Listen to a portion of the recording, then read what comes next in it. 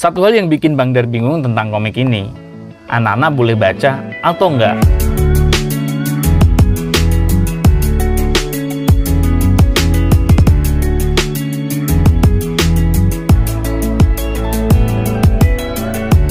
Ya, halo, apa kabar sobat-sobat semua? Ketemu lagi dengan aku Bang Dar di Bookbuzz. Nah, video kali ini kita masih di konten review, tepatnya lebih ke review komik ya. Dan kali ini Bang Dar bakalan review komik manga atau komik Jepang yang terbit minggu ini ya teman-teman semua. Tapi sebelum kita mulai videonya, seperti biasa buat teman-teman semua yang baru gabung di channel Bookbuzz, jangan lupa klik subscribe dan nyalakan notifikasinya biar kalian gak ketinggalan video terbaru dari Bookbuzz dan Bang Dar makin semangat untuk konten setiap hari. Oke, langsung aja kita mulai videonya.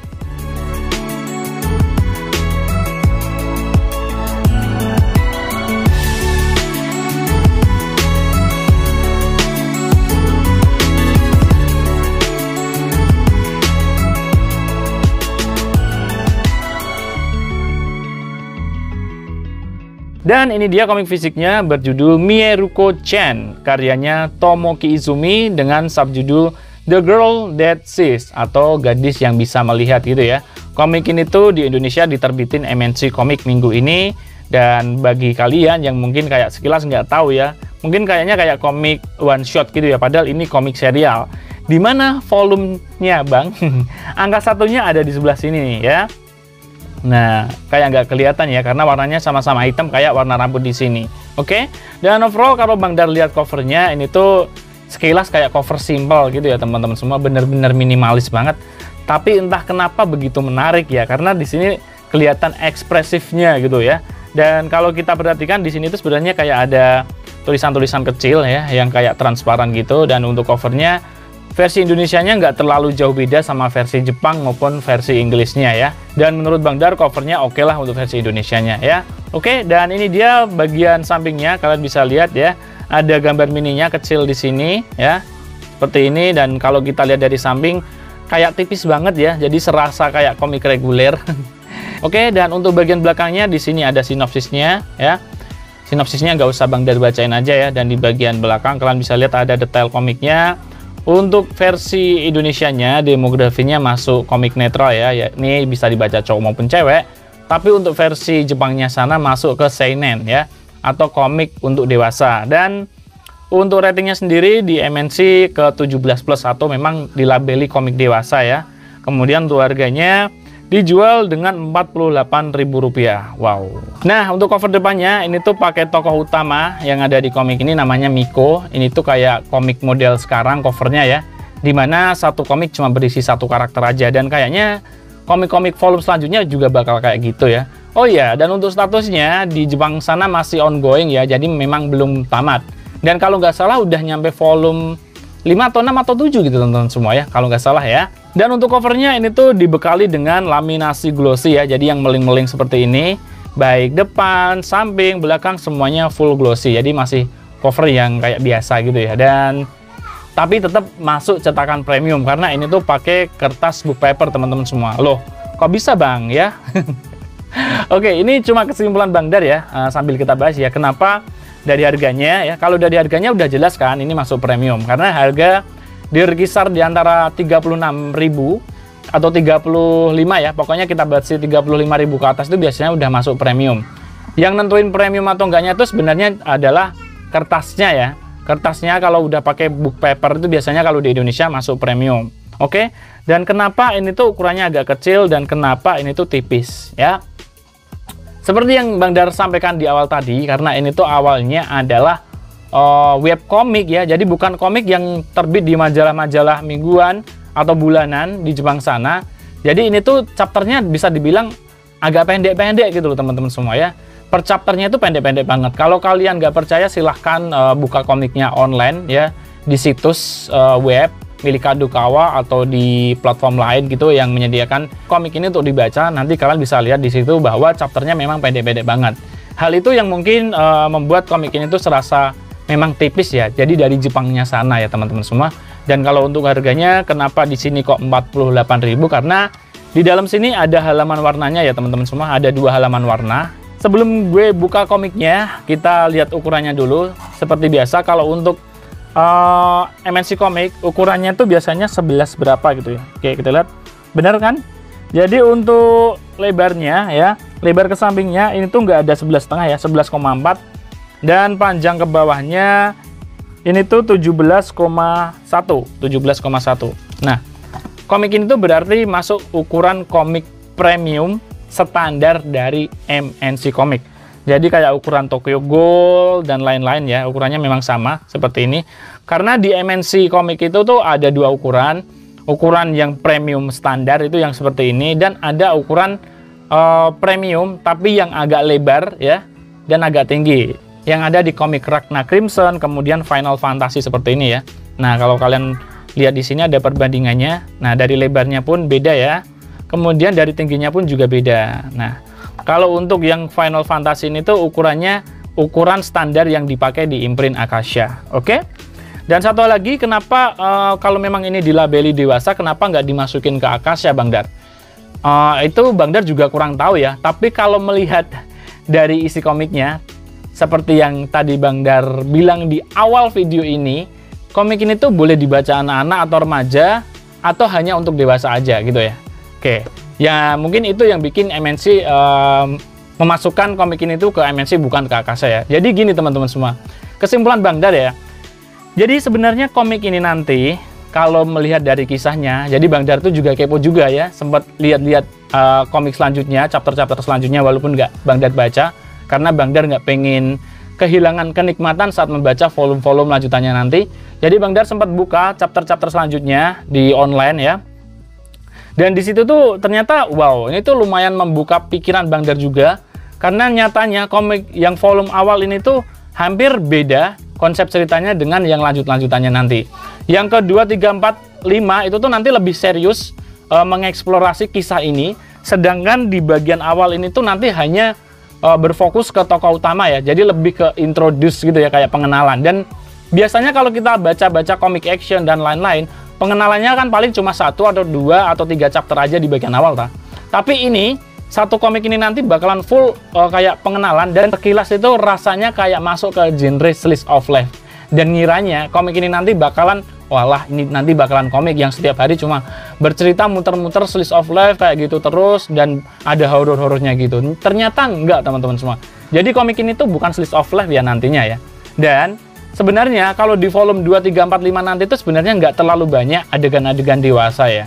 Jadi ya itu yang mempertimbangkan MNC memasukkan komik ini tuh bukan ke Akasha. Karena kalau dilabeli Akasha itu udah pasti komik itu tuh dari temanya, gambarnya, maupun bobotnya memang dewasa. Tapi kalau komik ini tuh sebenarnya dewasanya tuh hanya di bagian-bagian awal gitu loh teman-teman semua ya. Dan seperti biasa untuk komik manga, arah bacanya dari kanan ke kiri. Dan untuk komik ini genrenya masuk ke horor komedi atau komedi horor ya. Bukan horor komedi bukan ya, tapi gabungan antara horor dan komedi, atau biasa disebut komedi horor. Selain horor komedi ada lagi supernatural. Tapi kalau untuk di volume pertama ini nanti mungkin kalian kayak belum ngerasa feel supernaturalnya. Tapi kalau udah masuk ke volume 3, 4, 5-nya nanti udah apa ya, kayak udah dapat banget feel supernaturalnya. Bahkan kayak ada beberapa scene action gitu ya teman-teman semua. Oke, kita buka komiknya, dan seperti yang Bang Dar bilang, ini dia. Ini adalah halaman warnanya pakai kertas art paper ya. Ini juga halaman warnanya lagi pakai kertas art paper. Jadi untuk halaman warnanya ada 2 ya. Oke. Dan di sini ada kontennya atau daftar isinya. Nah, kalian bisa lihat. Biasanya kalau komik-komik di volume pertama itu kan isinya paling cuma 6 atau 7 ya. Karena biasanya di bagian pertama itu padat banget. Tapi beda dengan komik ini tuh chapternya banyak banget ya. Bahkan sampai 9, bahkan ada ekstranya. Tapi untuk per chapternya itu tuh benar-benar sedikit banget ya. Kita lihat ada nomor halamannya enggak. Nah, kalau kita lihat space di sini harusnya bisa dikasih nomor halaman ya. Tapi di sini enggak ada nomor halamannya sama sekali. Dan untuk total halamannya ada 146 halaman ya. Untuk panel-panelnya ini tuh simple banget. Bahkan kalian bisa lihat ya, gluternya, garis batas antar panelnya pun juga jelas. Dan ini tuh banyak banget panel-panel yang gede-gede gitu ya teman-teman semua ya. Nah, jadi kalau kalian baca komik ini tuh benar-benar cocok untuk pembaca yang teksnya agak sedang dan suka dengan jenis panel yang gede-gede gitu ya. Untuk artnya menurut Bang Dar ini tuh juga lumayan bagus. Kalau masuk ke volume-volume selanjutnya nanti, dimana udah ada eksplorasi ke genre supernaturalnya, Bang Dar lihat itu sosok hantu di sini tuh berasa keren banget gitu loh teman-teman semua. Tapi di sini tuh hantu-hantu yang tampil di sini tuh ada yang lumayan cupu, ada yang lumayan agak ngeri-ngeri juga, dan ada yang lumayan sangar gitu ya.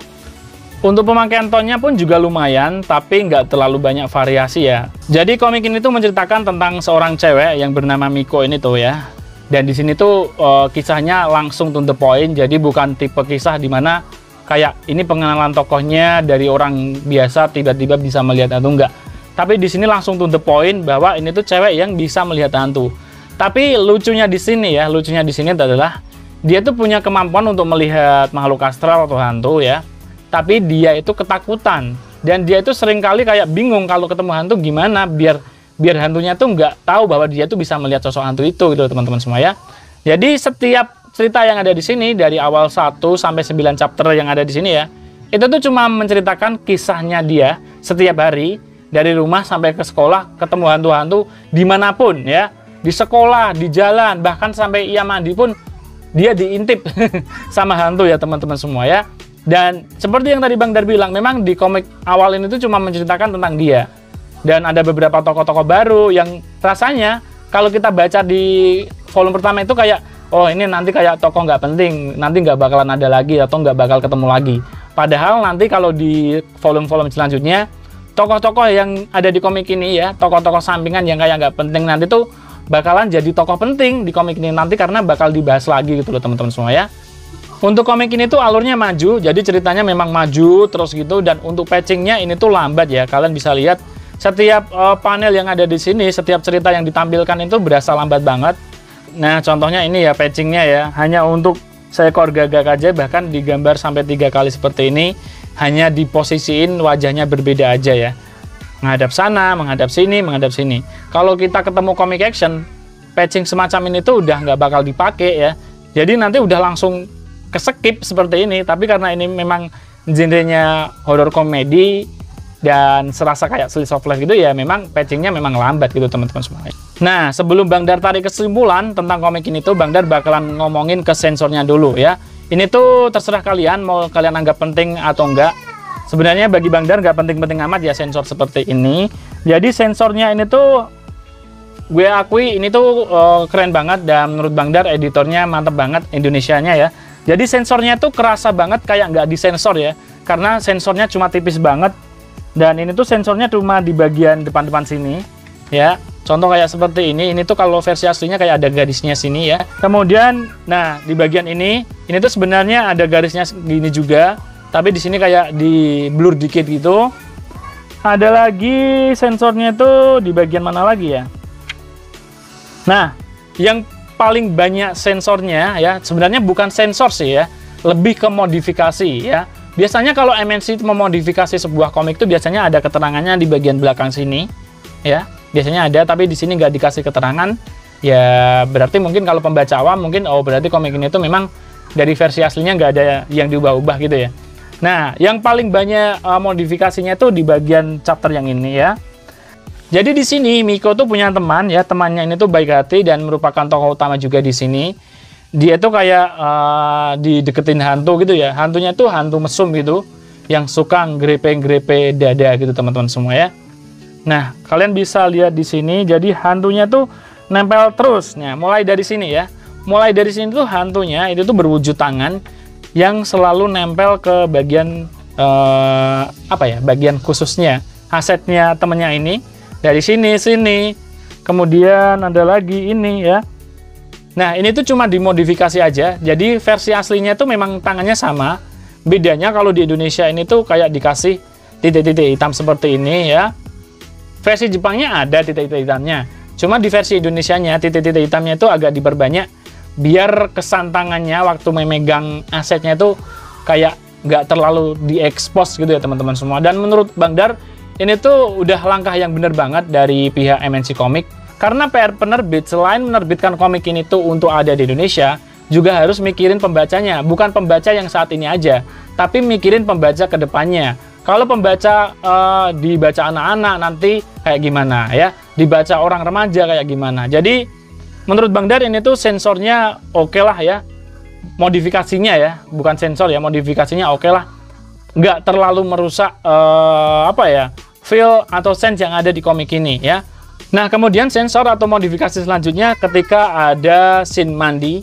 Jadi si tokoh utama ini tuh mandi di sini, dan ini tuh sensornya juga halus banget ya.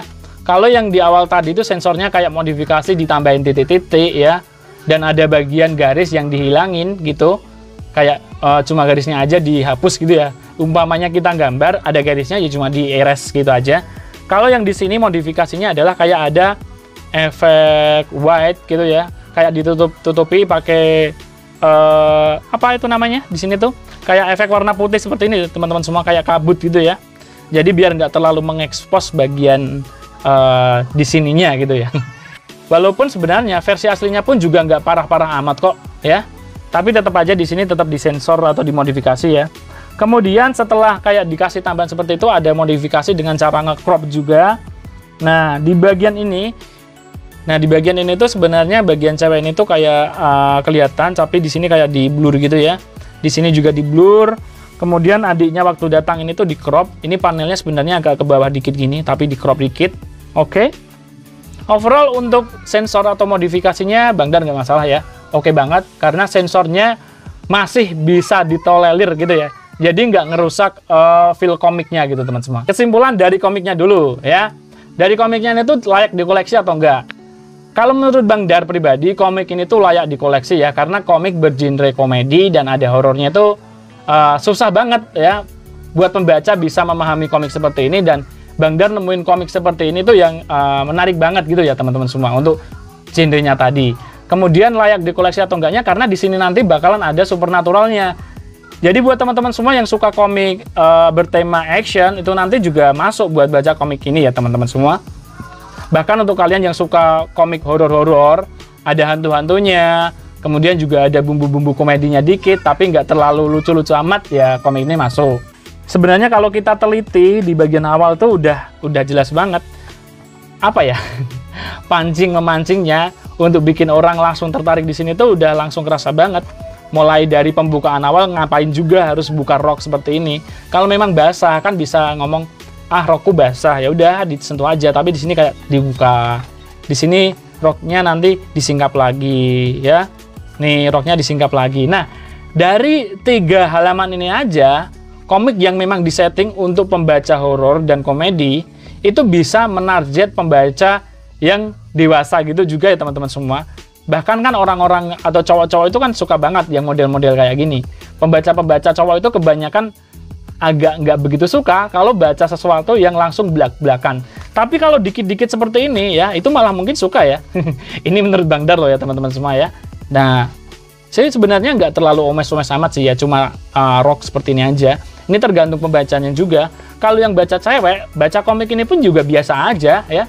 Ngapain ngerok dipermasalahin kan kayak gitu. Tapi kalau yang baca tuh kalian-kalian yang cowok, waduh, ini otaknya udah traveling kemana-mana kan. Ini cuma di bagian rock ya. Nanti kalau yang seperti ini, katakanlah, nah kalau angelnya pakai angel yang di depan seperti ini biasa aja ya. Tapi kalau angelnya udah dari bawah ngambil shotnya, terus posisinya lagi kayak gini, nah itu kan nanti untuk pembaca cowok, waduh, udah kacau kan. Tapi kalau dibaca cewek juga biasa aja. Makanya Bang Dar bilang untuk komik awal ini tuh mungkin memang sengaja dibuat seperti ini, yang banyak apa ya, kayak omes-omesnya gitu ya, biar menarik pembaca dulu. Tapi setelah volume 2, 3, 4, 5-nya nggak terlalu banyak seperti itu sih teman-teman semua. Jadi di sini Bang Dar juga bingung, komik ini tuh kalau dibaca remaja itu sebenarnya nggak apa-apa di volume-volume 2, 3, 4, 5-nya. Bahkan komik ini tuh sebenarnya nggak apa-apa, tapi ada adegan-adegan seperti itu ya, ada gambar-gambar yang agak gimana gitu, yang bikin kayak anak-anak atau remaja kayak nggak boleh baca komik ini. Masa iya nih? Remaja sama anak-anak bacanya start di volume 2, 3, 4, 5. Volume satunya dilewatin. Oke, ya tentunya untuk komik ini karena udah dilabeli sama MNC dewasa ya, berbijaklah ya dalam membaca. Buat kalian yang dewasa, silahkan baca komik ini. Ini komik yang menurut Bang Dar bagus banget dan cocok banget buat pembaca dewasa. Dan untuk remaja menurut Bang Dar juga sebenarnya nggak masalah, tapi yang bagian itu dilewatin aja ya teman-teman semua.